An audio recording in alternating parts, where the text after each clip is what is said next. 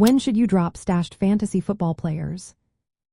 Imagine holding onto a player for weeks, hoping they'll break out or get more playing time. But at some point, you need to ask yourself, when is enough enough?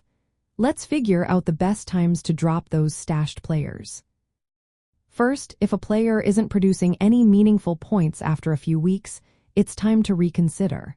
If they're not getting enough snaps or opportunities, holding onto them just takes up valuable bench space. You want players who can contribute now or soon. Next, if you find a better option on the waiver wire or free agency, it's smart to make the switch.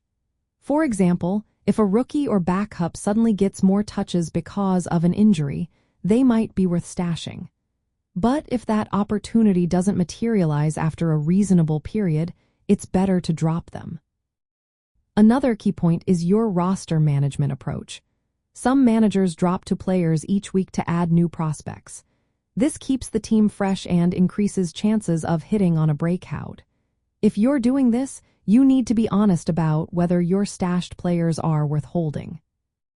Injury status also plays a role.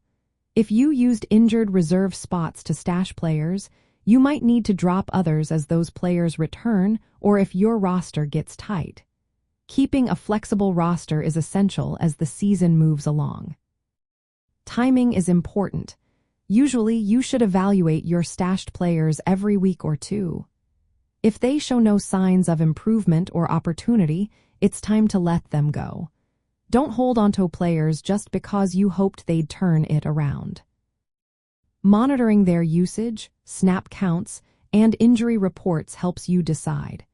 If a player isn't involved in the game plan or their role is shrinking, that's a clear sign to drop them. When you spot a better waiver wire option, don't hesitate. Use your priority or free agent budget wisely. Sometimes a player with a hot streak or a favorable matchup can replace your stash. You can also sell high if a player has a brief surge in value. If they're unlikely to stay hot, it's better to move on and free up space.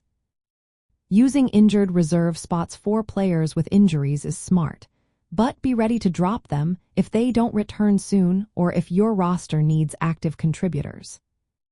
In the end, you should drop stashed players when they no longer provide value, when better options are available, or when roster space is tight. Staying flexible keeps your team competitive and ready to adapt as the season unfolds.